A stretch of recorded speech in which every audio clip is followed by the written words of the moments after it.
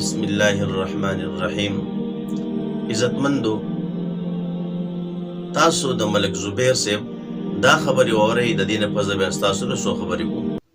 یا الله، ستا په کور کې ولاړ یو دستانه سوال کوو. قابل احترام او زمونږ ډېر خوږ لیډر عمران خان تاسانه کې دا ټول غله ورته یودی شوي د اسلام په جامه کې چې دا کمې دوکهبادیانې د خلکو کړې، یا الله ته یې نیست و نابوده کړي.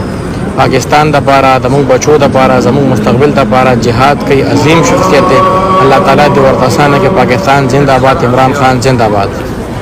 عزتمندو، تاسو د ملک زبیر دا خبرې اورېدلې چې دا حرم شریف ته راغلی دی، چې دا په حرم شریف کې یو د خانه کعبې سره هم دغلته بیا سیاست ټچ کوي. دغلته هم چې کوم دی دا په سیاست کې ګوتې وایي. دغلته هم چې کوم دی د سیاست هغه خبرې کوي او هغه دعاګانې، دغلته هم ګوره دا سیاست داخلي ټچ کوي. اول خو تاله په کار نه دي، دا خو ته خلکو ته شوکې چې زه لکه زه عمرې له راغلی یم. د دې نه خو ګوره ریا معلومېږي چې تا په حرم شریف کې او خلکو ته دغه ویډیو کې دا شوکې چې بس زه حرم ته راغلی یم. اول خو تاله په کار نه دي چې ته په حرم شریف کې دغلته هم دا خبرې کې او دغلته هم سیاست ټچ کې. خو افسوس دا دی د دغه خلکو په ذهنونو کې چې کوم دی ګندګي پرته ده. دغه خلک که په خانه کعبه کې دننه ودرېږي بیا هم دغه خبرې کوي او دغه خبرې به چې کوم دی ټچ کوي، او که د خانه کعبې نه بهر نو بیا خو ټچ کوي.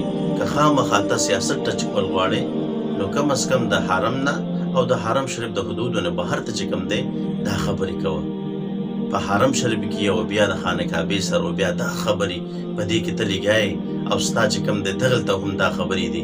چېرته دغلته عبادت وکړه، دغلته چې کوم دی چېرته ذکر وکړه، دغلته چې کوم دی توبه تایب شه، دغلته چې کوم دی نیک عمل وکړه.